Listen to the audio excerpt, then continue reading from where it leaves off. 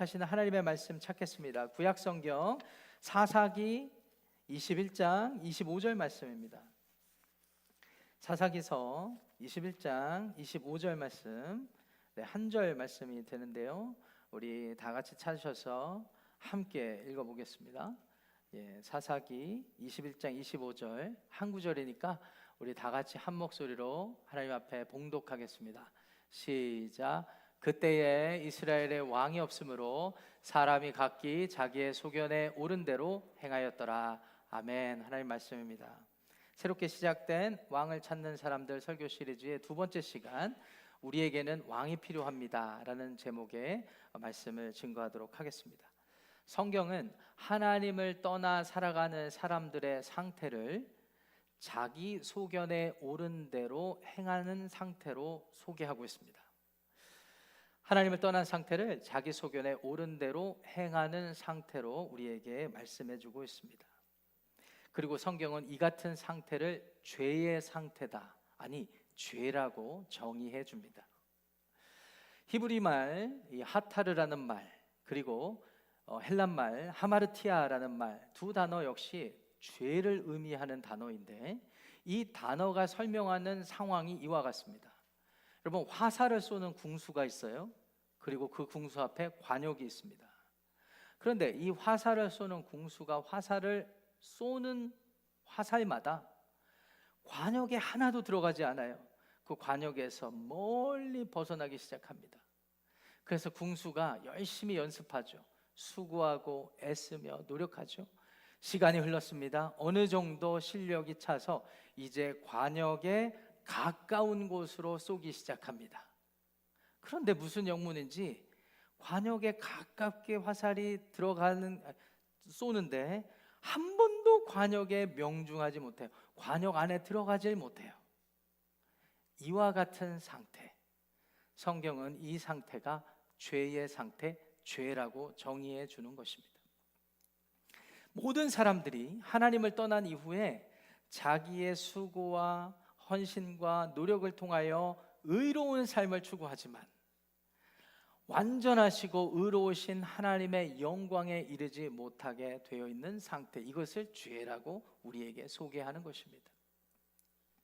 그래서 로마서 3장 23절에서 바울은 이런 말씀을 우리에게 전해주죠. 모든 사람이 죄를 범하였음에 하나님의 영광에 이르지 못하였도다. 수고하고 애써보지만 결과적으로 우리는 하나님이 만족하실 만한 의로움의 상태에 들어갈 수 없다. 사람의 정성과 헌신과 종교적인 노력이 있다 하더라도 사람은 결코 그 관역, 하나님의 영광에 이루지 못하는 존재다라는 사실을 우리에게 증언하는 것이 성경 말씀입니다. 그 결과로 개인의 삶뿐만 아니라 그 개인의 삶들이 모여서 이루는 사회, 세상도 죄로 어그러지게 되었죠. 그래서 정의를 외치고 의로움의 기준을 가르치며 학교도 만들고 세상의 기준을 세워 살아가지만 결과적으로 보면 정의를 실현하지 못한 채 그저 각자 자기 소견에 옳은 대로 행하는 그런 사회를 만들어 갑니다. 오늘 저와 여러분들이 함께 읽은 본문의 말씀이 위치한 사사기 19장부터 21장에 소개된 이야기가 있는데요. 이 이야기에서는 하나님을 떠나서 자기 소견에 옳은 대로 행하며 사는 상태, 즉 죄의 상태에 놓인 사람들이 모인 세상이 얼마나 비참하고 얼마나 끔찍하며 한심한지를 보여주는 이야기가 되겠습니다. 하나님을 떠나 자기 소견에 옳은 대로 행하며 사는 세상, 어떤 모습일까요? 오늘 본문의 이야기를 통하여서 두 가지 교훈을 살피고 우리의 삶, 우리가 속한 세상, 그리고 하나님의 복음을 생각하는 시간 되기를 원합니다. 첫 번째로, 인간의 욕망이 법이 되는 세상입니다. 인간의 욕망이 법이 됩니다. 에브라임 산지에 한 레위인이 있었습니다. 이 레위인에게는 첩이 하나 있었습니다. 하나님은요, 결코 첩을 두는 일부 다처제 제도를 만드신 분이 아니에요. 아담에게도 하와 한 사람만 허락하셨고요, 아브라함의 그 후손을 잇는 것도요, 정실 부인에게서 난 언약의 아들을 통해서 이루어 가십니다. 그러니까 하나님은 그와 같은 첩, 일부 다처제 제도를 의도하지 않았어요. 다만 사람들이 자기의 욕심을 따라서 그런 제도를 만들어가기 시작한 것이죠. 어찌되었든 이 레위인에게 첩이 있었는데 19장 2절 말씀 보니까 이 좋지 않은 일들이 이 가정에 있었던 것 같아요. 개역개정 성경 2절 말씀 보면 그 여인이 행음했다 이렇게 되어 있거든요. 그런데 이 히브리 성경을 헬란말 성경으로 바꾼 70인역 번역 성경에는 그녀가 화를 내고 떠났다 이렇게로만 번역되어 있습니다. 이런 번역을 많은 성경학자들이 따르는데, 그래서 새 번역 성경의 표현을 보시면 행음이라는 단어보다 무슨 일로 화가 난 그 여자는 남편을 떠났다 이렇게 번역되어 있죠. 행음이든지 또 다른 다툼이든지 뭐든지 상관없습니다. 결국은 이 부부 간에 문제가 생긴 거예요. 다툼이 생긴 거예요. 그래서 집으로 떠났습니다. 자기 친정 아버지 집으로 떠나게 된 것이죠. 여기서부터 문제가 시작되고 발단이 되어서 21장까지 모든 이야기가 이어집니다. 그 시작을 보니까 가정에서 시작됐어요. 가정에서 화목하지 못해요. 화평을 이루지 못해요. 다툼이 일어났어요. 왜 다툼이 일어났을까 생각을 해보면 일반적으로 설명드릴 수 있겠습니다. 자기 소견에 옳은 대로 행했기 때문이 아닐까. 오늘날 배우자와의 관계에서도, 부부간의 관계에서도 마찬가지죠. 각자의 주장이 다르고 각자가 이해하는 게 다르고 배경이 다르고 또 살아온 문화가 다르기 때문에 서로 갈등하기도 하죠. 그것을 우리는 당연하게 여기지만 사실 근본적으로 본질적으로 생각해 보면 자기 소견에 옳은 기준이 따로 있기 때문입니다. 어찌되었든 이 여인이 친정아버지 집으로 돌아가서 하루 이틀이 아니고 넉 달 동안이나 머무르게 되죠. 오늘 예배 가운데 함께 하신 여러분들에게 묻겠습니다. 남편으로서 어떻게 해야 되겠습니까? 1번 찾으러 간다. 2번 내버려 둔다. 1번 1번이라고 생각하시는 분 손 안 들고요. 2번이라고 생각하는 분, 내버려 둔다라는 분만 손 들어 주십시오. 우리 교회가 하는 총회 방식입니다. 총회 투표 방식입니다. 없으시죠? 찾으러 갑니다. 레위인 남편이 자신의 그 아내 첩의 그 친정 아버지 집으로 가죠. 한마디로 처갓집을 가게 됩니다. 종과 나귀를 데리고 그 길을 떠나게 되죠. 그곳에서 좋은 만남을 가지고 이제 여인의 마음을 돌이켜서 이제 데리고 오려고 하는데 장인어른이 계속 그 길을 막는 거예요. 좀 더 있다 가라, 좀 더 있다 가라. 그러다가 5날을 지체하게 됩니다. 더 이상 지체해서는 안 되겠다라고 판단한 이 레위인 남편이 해가 뉘역뉘역 지는데도 결단을 하고 자기의 종과 나귀를 데리고 아내를 데리고 이제 자기 집으로 떠나오게 되죠. 이게 떠난 시점이 좋지가 않아요. 해가 뉘역뉘역해졌기 때문에 사실 금세 해가 져버렸고 어느 곳에 머물러야 하는 상황이 되었습니다. 그래서 가까운 타운인 기브아라는 성읍에 머무르게 되었죠. 그 지역은 베냐민 지파 사람들이 사는 지역이었어요. 감사하게도 그 성읍에 에브라임, 자기가 사는 그 고향 땅 출신인 한 노인을 만나게 되고 그 노인의 집에 머무르게 되는데, 그 집에서 저녁을 보내는 중에 갑자기 노인의 집 대문을 두드리는 소리가 들립니다. 노인이 나가보았어요. 나가보았더니 그 동네 불량배들이 다 모였어요. 불량배들이 그 노인에게 요구합니다. 오늘 당신의 집에 손님으로 머무는 레위인 남자를 우리에게 내보내라, 우리에게 내어주라 라고 요구하는 것입니다. 무슨 이유에서 그들은 그와 같은 요구를 하였을까요? 함께 읽지 않았지만 사사기 19장 22절 말씀을 통해 우리가 확인해 보겠습니다. 22절 말씀이 이와 같습니다. 제가 여러분들을 위해서 읽겠습니다. 그들이 마음을 즐겁게 할 때에 그 성읍의 불량배들이 그 집을 에워싸고 문을 두들기며 집주인 노인에게 말하여 이르되 내 집에 들어온 사람을 끌어내라, 우리가 그와 관계하리라, 이렇게 말합니다. 노인에게 잠깐만 나오게 해주세요. 그 사람 너무 반가워서 우리 스타벅스 커피숍 가고 티 한 잔 마시면서 아주 각별한 관계를 나누려고 합니다 라는 의미일까요? 아닙니다. 히브리 원어에서 이 관계하다라는 의미는 육체적인 관계를 의미합니다. 성적인 행위를 요구했던 것이죠. 남성들이 남성에게, 마치 창세기 17장에 등장하는 소돔과 고모라가 어느 정도로 타락했는지를 설명할 때 어린아이부터 어른에 이르는 남자들이 모여서 하나님의 사자들을 요구했던 상황과 일치합니다. 그렇습니다. 그들은 동성 간의 사랑을 원했던 거예요. 동성 간의 성행위를 원했던 거죠. 자기 욕망에 충실하다 못해 그 욕망을 뛰어넘어서 또 다른 욕망으로 나아가는 그들의 죄악된 모습을 우리에게 소개하는 것입니다. 노인의 입장에서 손님으로 모시는 레위인을 그렇게 할 수가 없어요. 그래서 거부를 하고 노인이 말합니다. 자기에게 딸이 있는데 자기의 딸들하고 이 사람도 아내를 데리고 왔는데 그 아내를 내어줄 테니까 그냥 가라고 부탁을 하죠. 근데 여러분, 이것도 매우 잘못됐죠. 어떻게 자기 손님을 보호한다고 자기 여인을, 자기들 집안에 있는 여식들을 그렇게 할 수 있단 말입니까? 시대상이 아무리 여성의 인권이 존중받지 못한다 하더라도 이건 잘못된 거예요. 자기 소견에 옳은 대로 판단을 해보면 이 사람을 살리는 미덕은 자기가 보여줄지 몰라도 자기 가족들을 희생시킨다라는 또 다른 범죄를 저지르게 되는 것입니다. 그런데 이 불량배들의 의지가 매우 강합니다. 계속 요구합니다. 레위인 남성을 내놓으란 말이죠. 이 상황을 같이 겪던 이 레위인 남성이 보다 못해 한 일이 있습니다. 그것은 자기가 데리러 온 여인을 그들에게 내어주는 일이죠. 그래서 오늘 본문 함께 읽지 않았지만 19장 25절 말씀을 보시겠습니다. 25절 말씀 보시면 제가 여러분들을 위해서 한번 읽어보겠습니다. 무리가 듣지 아니하므로 그 사람이 자기 첩을 붙잡아 그들에게 밖으로 끌어내매 그들이 그 여자와 관계하였고 밤새도록 그 여자를 능욕하다가 새벽 미명에 놓은지라. 무리가 듣지 않은 채 이렇게 욕을 하다 보니까 레위인이 난처했던 거예요. 당혹스러웠던 거예요. 그래서 한 일이 뭐예요?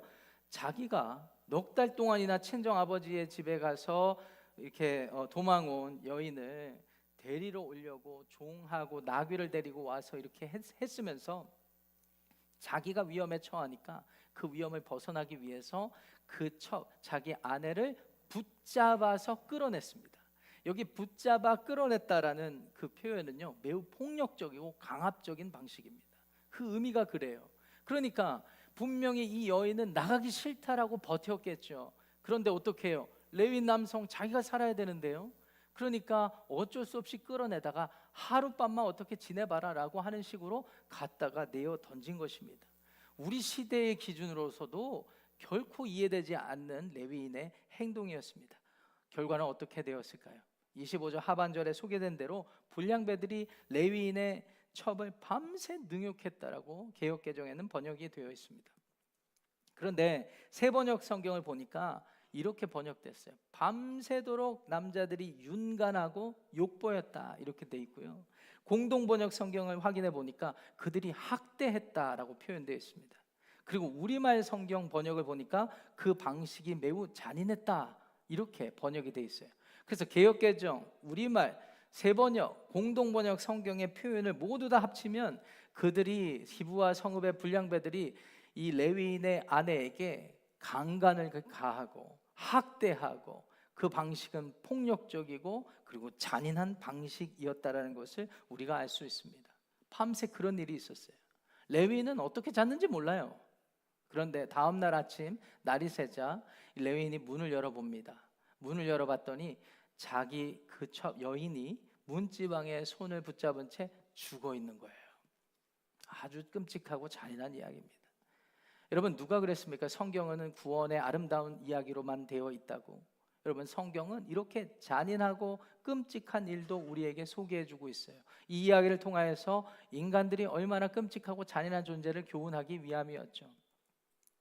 아무 일도 할 수 없었던 레위인이 조용히 그 여인의 시신을 수습하여 자기가 가지고 온 나귀에 싣고 집으로 돌아가게 됩니다.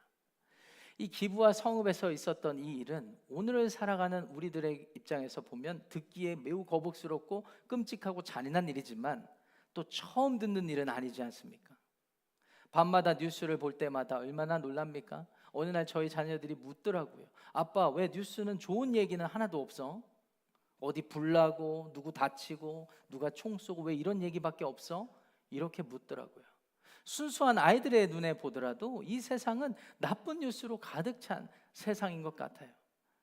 힘 있는 남자들이 자기의 욕망을 이루기 위해서 또 다른 남자들을 탐하고 동성 간의 사랑을 사랑으로 묘사를 하고, 이제 욕망이 끝이 없어서 이제는 수간, 소아 성애자들, 이런 사람들이 자기들의 권리를 요구하는 그런 시대가 되어버리지 않습니까?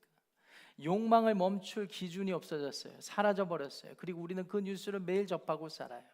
자기 욕망과 감정의 끝, 그 분노가 달하면 그것을 해소하는 방식으로 살아가다 보니까 폭력이 난무하고 범죄가 넘치는 이런 세상입니다. 그래서 우리에게는 끔찍한 이야기이긴 하지만 또 다를 바 없습니다. 우리가 사는 세상과 다를 바 없다라는 거죠. 사람이 어떻게 자기의 성적 욕망을 위해서 동성 간의 사랑을, 동성 간의 행위를, 동성인 남자를 탐할 수 있단 말입니까? 그것이 이루어지지 않는다고 하여서 남의 아내를 끌어내서 남자들끼리 윤간할 수 있단 말입니까? 잔인하게 학대할 수 있겠습니까? 그것도 집단적으로 말입니다. 아주 잘못됐죠. 아무리 자기 생존이 중요하다고 해도 어떻게 넉 달 동안이나 못 본 자기 아내를 찾으러 왔으면서 자기가 살기 위해 아내를 내어준단 말입니까? 도대체 이스라엘 땅, 특별히 이 기브아 땅의 정의는 어디에 있단 말입니까? 하나님이 다스리는 손길은 어디로 사라졌단 말입니까? 오늘 이 기브아 성에서 일어나는 일들, 제가 19장, 사사기 19장의 이야기를 요약한 건데요, 이 19장에서 일어난 일들을 보면서 인간은 누구나 할 것 없이 자기 욕망에 충실할 때 이와 같은 끔찍하고 잔인한 세상을 만들 수밖에 없구나라는 사실을 우리가 깨닫게 됩니다. 불량배들의 모습을 통해서 욕망을 실현하는 것이 전부가 되는 우리 시대, 이런 모습들을 생각해 보아야 합니다. 그리고 자기 아내를 내어주는 레위인 남성의 모습을 보면서 우리가 살기 위해서 경쟁하는 세상에서 친구도 적으로 만들고 이웃도 언제라도 배신하고 배반할 수 있는 세상, 나아가서 그것을 당연하게 여기는 우리 시대에 대한 참혹한 마음을 가질 수 있어야 하겠습니다. 그렇습니다. 사람이 하나님을 떠나서 자기의 소견에 옳은 대로 판단하고 행하며 살아갈 때 각 사람의 삶은 제한이 사라지고 그 사람들이 모인 사회와 세상은 이와 같이 어그러지고 망가져 버리게 되는 것이죠. 인간의 욕망이 법이 되는 세상이 되기 때문입니다.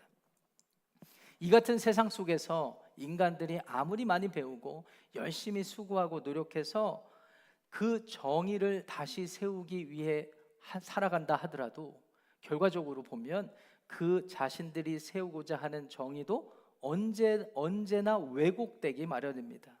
왜냐하면 이미 욕망을 실현하는 일에 집중한 사람들이 정의를 세운다 한들 욕망에서부터 자유롭지 않기 때문이에요.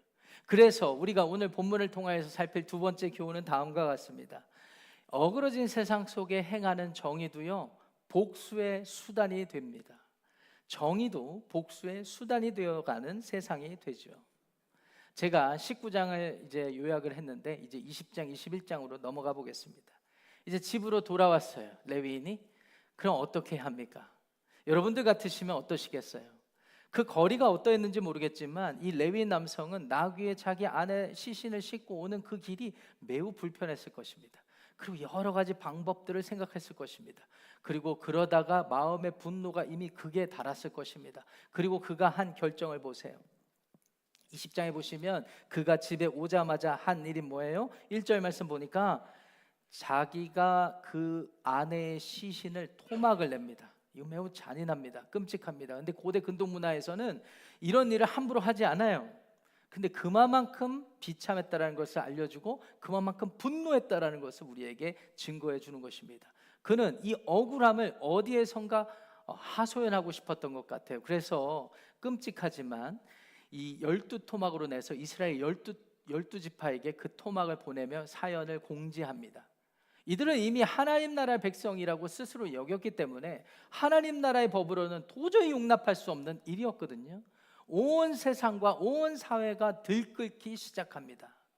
그런데 어찌된 영문인지 이 기브와 성읍이 도시가 위치했던 베냐민 지파 사람들은요, 팔이 안으로 굽는다고 했던가요? 이 기브와 성읍 사람들이 자기의 지파 사람들이거든요. 그들을 두둔하기 시작합니다. 무슨 과정이었는지는 모르겠어요. 그들이 생각해낸 명분이 무엇이었는지 모르겠어요. 그런데 그 일을 했던 거예요. 한 가지 명분을 생각해 보면 결국 그 아내를 내어줬던 사람이 누구예요? 그 남자잖아요. 이거는 이 사람들 얘기를 들어보니까 이 사람들 잘못이라고만 하기는 쉽지 않습니다. 이 사람들이 요구했다고 해도 그걸 내준 사람이 그 남편이니까 어떻게 이 사람들만 책망할 수 있겠습니까? 아마 이런 명분 아니고서는 도저히 납득할 만한 명분이 없어요. 그럼에도 불구하고 의의 기준이 사라진 채 팔이 안으로 굽습니다. 그래서 베냐민 지파 사람들이 기브와 성읍 사람들을 두둔하기 시작하니까 결과적으로 내전이 일어나게 됩니다. 이스라엘의 11지파가 모여서 연합군을 이루고 베냐민 지파가 함께 모여서 전쟁을 벌이게 되는 거죠. 시빌 워가 일어나게 된 것입니다. 결과는 어떻게 되었을까요? 사사기 20장 48절의 리포트를 여러분들에게 전해드리도록 하겠습니다. 이스라엘 사람이 베냐민 자손에게로 돌아와서 온 성읍과 가축과 만나는 자를 다 칼날로 치고 닥치는 성읍은 모두 다 불살랐더라. 결과적으로 이스라엘 11지파 연합군이 승리하게 되었습니다. 승리를 해서 정의를 실현한 것과 같았는데 다 일이 끝나고 보니까 이게 누구 좋으라고 한 일인지 모를 정도가 되어버렸어요. 그래서 20장에 기록된 리포트에 근거해서 제가 이 전쟁의 결과를 보고해 드리겠습니다. 11지파 연합군이 정의를 실현한다고 하나님의 법을 세우겠다고 한 전쟁을 치르고 나니까 사망자만 4만 명이 넘게 나왔어요. 제 말이 아니라 20장의 리포트입니다. 베냐민 지파 사람들은 어땠을까요? 2만 몇천 명이 전쟁에 나왔는데 그 기브와 성을 보호한다고 다 죽고 남자 600명만 남았다라고 리포트가 되어 있습니다. 분명 그들은 기브와 사람들 그 성읍의 잘못된 일만 바로잡으려고 일을 벌였을 것입니다.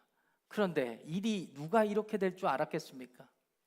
흘러가는 대로 그래도 처음 세운 명분과 정의를 세우기 위한 선택을 하다 보니까 일이 걷잡을 수 없이 확전되기 시작하더니 이스라엘 나라 전체 공동체 입장에서 보면 한 지파가 사라지게 생겼어요. 왜냐하면 베냐민 지파 600명 남자만 남았습니다. 여러분, 남자가 어떻게 아이를 낳습니까? 베냐민 지파 앞으로의 미래는 어떻게 됩니까? 다음 세대는 누가 책임집니까? 어떤 분이 아니 목사님, 에브라임 지파도 있고 또 다른 유다 지파도 있고 그러니까 각 지파 안에서 이방인들하고 결혼할 필요 없이 그 안에서 하면 되잖아요 라고 생각하시죠. 이제 21장으로 넘어가 보겠습니다. 21장 1절에 보니까 이 상황을 그제서야 파악한 사람들이 뉘우치게 되는데 그 사람들이 무슨 생각을 벌이게 되냐면 우리가 다투면서 싸우면서 하나님 앞에 맹세한 일이 있었어요.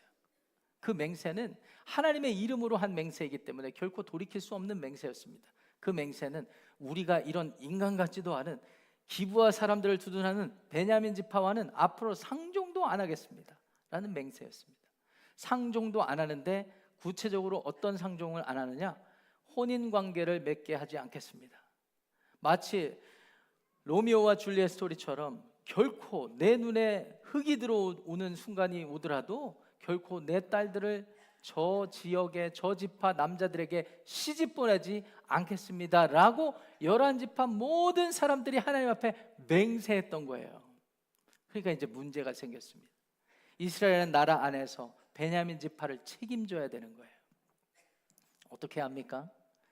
자기들이 여러 가지 방법을 생각해냅니다. 그것도 인간적인 방식으로 말이죠. 한편 이들이 전쟁을 치르고 나서 이렇게 내전을 벌이고 수습을 해야 되잖아요.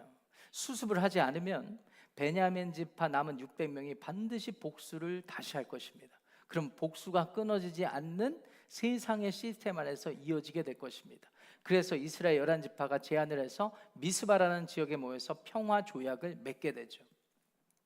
평화 조약을 맺고 책임감을 가지고 이 베냐민 남자 장가 보내기 프로젝트를 시작합니다. 첫 번째, 이들이 생각한 아이디어. 이 사람들이 미스바에 모여서 평화 조약을 맺자고 했는데 야베스 길르앗 사람들만 모이지 않았어요. 무슨 이유인지 모르겠습니다. 그런데 모이지 않았어요. 아하, 이들을 갖다 다 죽이고 거기에 있는 처자들을 붙잡아다가 시집 보내면 되겠다. 실제로 그렇게 합니다. 그 야베스 길앗 남자들을 다 죽이고 400명에 달하는 처녀를 추려서 600명의 베냐민 남성들에게 보내게 되었죠. 아마 그렇게 하고서는 야, 우리 대단하지 않아? 이런 방법을 생각해내다니 라고 생각했을 것입니다. 베냐민 지파 남자들은 어떤 마음을 가지게 될까요? 우리 200명 어떡하라고 생각했을 거예요. 요새 시대에도 뭐 여자들 남자 성비가 바뀌어가지고 여자들이 더 많은 시대라고 제가 이야기를 들었습니다. 그러면 분명 숫자적으로 이렇게 헤아려 보면 한 제너레이션 안에서만 보면 분명히 이 경쟁이 일어날 것이고, 숫자적인 매칭의 통계로만 보면 그래서 누구는 시집가고 누구는 시집 못 가는 그런 일도 있을 거예요. 아마 베냐민 지파 사람들은 그런 관점에서 200명은 어떡하라고 라는 요구를 했을 것입니다. 또 고민하게 됩니다. 그래서 이들이 생각해낸 방법이라는 것이 참으로 한심합니다. 실로라는 지역에 이스라엘 사람들이 모여서 매해마다 축제를 벌이는 일이 있었는데 11지파 사람들이 제안을 하는 거예요. 야, 200명 일로 와봐. 그 실로의 축제에 오는 처녀들 잘 보고 있다가 너네들 마음에 드는 처녀들 데리고 가, 붙잡아서 가. 여러분, 이게 말이 됩니까? 한국식으로 표현을 하면 보쌈에 가라는 거예요. 마음에 드는 여인들 보쌈에 가. 그럼 당연히 베냐민 지파 200명 남성들은 아무리 장가 가는 것이 중요하지만 어떻게 반응하겠어요? 아니, 그렇게 하다가 또 심판받으면 어떡합니까? 그랬더니 11지파 지도자들이 뭐라고 한 줄 아세요? 걱정하지 마세요. 우리가 그 사람들 부모들에게 잘 얘기해 주겠습니다. 실제로 그들이 항의를 하자 그들이 우리 이스라엘 지파가 끊어지면 안 되지 않습니까? 라는 논리로 그들을 설득했고, 그렇게 해서 600명은 장가를 가게 되었다는 해피 엔딩처럼 보이는 이야기가 21장의 스토리입니다. 그런데 오늘 20장, 21장 특별히 레위인의 여인을 토막내서 그런 일을 벌이고 내전을 벌인 뒤에 수습하는 모든 과정의 일들을 보면서 우리 중 그 누구도 야, 이스라엘이란 나라가 하나님의 정의, 하나님의 공평, 하나님의 의로움을 중요하게 여겨서 실현하는 민족이었구나라고 생각하는 사람이 아무도 없을 거예요.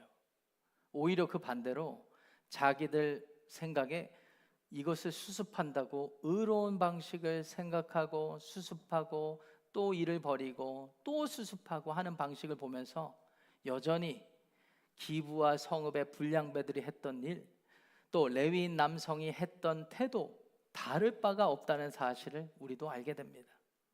의를 세우겠다고 자기들 소견대로 방법을 생각해서 하는 일들이 계속해서 의를 해치는 불의한 일들의 연속으로 이어지게 된다는 것이죠. 도대체 이 모든 과정의 이유가 어디에서 비롯되었을까요? 아까 이제 내전이 시작되면서 일어났던 일로 돌아가 보겠습니다. 이 시작을 20장 10절 말씀은 이렇게 기록하고 있습니다. 공동번역 성경으로 제가 보니까 그들이 이 내전을 시작하게 됐던 결정적인 이유는 기브아 사람들의 악행에 합당하게 갚아주기 위하여라고 기록되어 있습니다.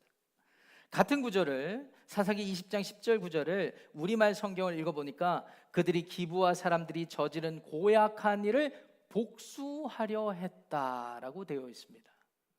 쉽게 말하여서 정의를 세우는 것 자체보다 복수라는, 한마디로 정의보다 정의감을 해소하기 위한, 그래서 정의 실현이 아니라 자기 실현의 과정으로 이 모든 일들이 진행되었다라는 거예요. 여기에 성경이 우리 시대에 교훈하는 큰 통찰이 있다고 저는 그렇게 믿습니다. 우리도요, 의로운 어떤 가치를 지키기 위해서, 그것이 정치적인 사상이든 그것이 우리가 중요하게 여기는 어떤 사랑이라는 감정이든 무엇이든지 간에 우리 안에 중요하게 공통되게 공감되는 기준들이 있는데, 그것을 지키겠다고 열심히 열정을 내서 수고하며 노력하며 살다가 어느 순간 이게 주객이 바뀌는 일들이 있습니다. 예를 들어 볼까요? 가정에서 부부간에 말다툼이 시작됐어요. 들어보면 아무것도 아닌 거예요. 내가 얘기했잖아. 언제 얘기했어? 증거를 찾을 수가 없어요. 그런데 얘기한 거, 얘기 안 한 거 뭐 좋게 생각하면 내가 잘못 들었나 봐.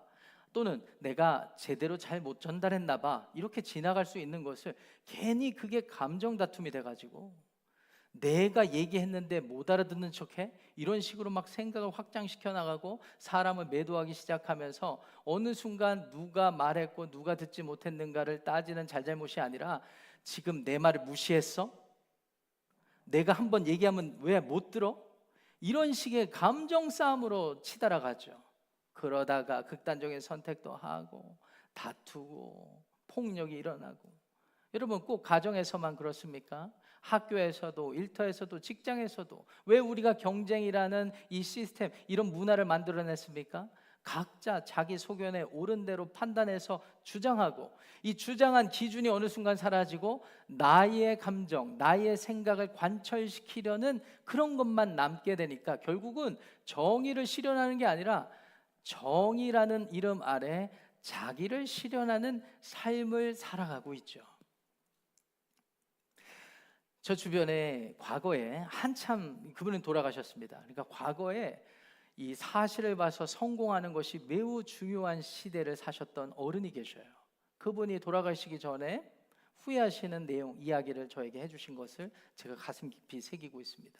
집안이 시골에서 지방에서 유지이셨어요. 논이 굉장히 많은 유지이셨어요. 근데 첫째 아들이니까 너는 40가 돼서 법관이 패스해서 법관이 되라. 그래서 상경을 해서 열심히 공부하고 하는데 잘 안 돼요. 7번을 실패를 하십니다. 그러는 과정 가운데 이 모든 가산이 탕진되고 집안이 어려워지게 되었죠. 그때 그분이 그런 생각을 했다고 합니다. 포기해야 되는 것은 알겠는데 이미 시작되고 투자된 것이 아까워서 포기를 못하겠더라. 어느 순간 내가 법관이 되고 내 인생의 목표를 이루고 어떤 가치를 실현하는 것을 목표로 세워서 살다가 어느 순간 내가 하지 못한 것들, 내가 이미 한 것들, 이런 것들이 아까워서 하게 되는 일들이 되어버린 것이죠. 결과가 참혹했다고 그분의 입으로 그렇게 말씀하시는 것을 아직도 제 마음에 새기고 있습니다. 그렇습니다. 사람은 누구나 이런 존재예요. 자기 소견에 옳은 대로 판단하고 행하며 살다 보니까 정의를 세우는 것 같은데 자기를 실현해버리는, 정의가 복수의 수단이 되는, 정의가 자기 실현의 수단이 되는 그러한 삶을 살고 그러한 세상을 만들어 버리게 된 것이죠. 오늘 우리가 함께 21장 25절 한 구절을 읽었는데요, 이 21장 25절 한 구절이 이와 같은 시대와 세상을 사는 이스라엘 백성들, 특별히 19장부터 21장까지의 스토리를 통하여서 이런 식으로 나를 떠나서 살다가 망했다라는 사실을 우리에게 증거해 주시는 것입니다. 이유가 어디에 있어요? 어디에서 비롯됩니까? 그때에는 왕이 없었으므로 각자 자기의 소견에 옳은 대로 행하였더라. 여러분, 성경이 말하는 죄를 기분 나쁘게 듣지 마십시오. 많은 사람들이 전도를 하다 보면 내가 도덕적으로 윤리적으로 게으르고 성실하지 못하는 사람처럼 취급하는 것으로 받아들이시는데 그런 게 아니에요. 성경이 말씀하는 죄의 핵심은 하나님을 떠나서 내가 왕의 위치에 가서 자기의 소견과 판단과 감정과 의지대로 사는 것, 하나님을 떠난 상태에 있는 것, 이것을 죄라고 말씀하는 것입니다. 그렇기 때문에 성경이 우리에게 선포하는 구원은 우리에게 절실한 구원이 되는 것이죠. 어쩌면 우리는 정의를 실현하고 의를 세우며 산다고 하지만 의의 참된 가치가 뭔지 모르고 살아가고 있어요. 진리를 깨닫지 못하고 있어요. 이런 의미에서 신약 성경으로 넘어오면 우리에게 선포된 예수님의 복음이 왜 복음, 굿뉴스, 기쁜 소식이 될까요? 하나님 아버지께서는 왕 없이 자기들 멋대로 살아가는 세상, 그래서 이렇게 살다 저렇게 살다 어그러뜨리기만 하고 죽어가는 사람들을 구원하시기 위하여 의의 기준이 무엇인지를 밝히 보여주셨습니다. 그것이 우리 2000년 역사 이전에 있었던 십자가 사건이죠. 하나님은 예수님, 하나님의 아들을 인간으로 이 땅에 보내셔야만 했습니다. 보내신 이유는 하나님의 예언을 성취하시기 위함인데, 그 예수님이 이 땅에 사시면서 보여주셨던 모습을 보니까 이런 것이 의로운 삶이구나. 왕 없이 내 주장, 내 감정만 드러내놓고 그냥 천둥벌거숭이처럼 사는 것이 아니라, 이 세상에 절대자가 계시는구나, 지존자가 계시는구나, 의가 있구나, 그리고 이것을 사는 방식이 있구나. 그것은 바로 우리 주 예수님처럼 하나님의 말씀을 따라 사는 것이구나. 나아가서 그와 같은 삶을 살겠다라고 작정한 사람들이 계속해서 실패하고 실수하는 것들을 이제 예수님이 인간의 모든 대속을 지시고 십자가에 매달리시고 죽으시고 사흘 만에 부활하심을 통하여서 하나님께서 우리에게 세컨드 찬스, 우리에게 두 번째 기회, 의롭게 살 수 있는 기회, 의로운 삶을 선택할 수 있는 방식의 기회를 주신 것이죠. 그래서 우리에게 복음이 되는 것입니다. 로마서 1장 17절에 사도 바울은 그래서 이런 말씀을 우리에게 증거합니다. 복음에는 하나님의 의가 나타나서 믿음으로 믿음에 이르게 하나니 기록된 바 오직 의인은 믿음으로 말미암아 살리라 함과 같으니라. 무엇이 의로운 삶입니까? 우리가 자기 소견대로 행하며 살다가 망하게 됐다라는 것을 깨닫는 삶. 나아가서 하나님께서 이 일을 우리를 위하여 독생자 예수를 보내주심으로 새로운 삶의 방식으로 이끌어 주시는구나 라는 것이 복음이 되는 것입니다. 사랑하고 존경하는 우리 산호세 하나님 침례교회 성도 여러분, 오늘 사사기 구약성경에 선포된 복음을 우리 마음에 새기기를 원합니다. 우리가 우리의 생각과 계획과 경험을 주장하기 이전에 나는 하나님 앞에 하나님을 왕으로 모시지 않고 내 소견대로 사는 존재일 수 있겠구나를 한 번 더 생각해 보시기를 바랍니다. 가정에서 배우자와 다툼하기 전에, 자녀들에게 소리 지르고 윽박 지르기 전에, 교회 안에서 분쟁하고 분열하기 이전에, 이 세상 일터와 직장에서 경쟁하기 이전에 나를 돌아보는 거죠. 나는 하나님 앞에 과연 내 소견대로 사는 사람인가? 하나님의 말씀의 뜻을 쫓아 사는 의로운 사람인가? 혹 여러분들이 나는 그런 존재가 아니에요 라는 결론에 이르신다면, 2000여 년 전에 하나님께서 저와 여러분들을 위해, 우리가 아직 죄인 되었을 때, 연약할 때, 하나님과 원수 되었을 때에 하나님이 이런 우리를 위하여 베풀어 주신 사랑, 십자가에 달리신 예수 그리스도를 삶의 왕, 참된 왕, 의로우신 주인으로 모셔드리시고 오늘부터 새로운 삶, 의로운 삶을 시작해 보시기를 우리 주님의 이름으로 간절히 축원합니다. 그와 같은 마음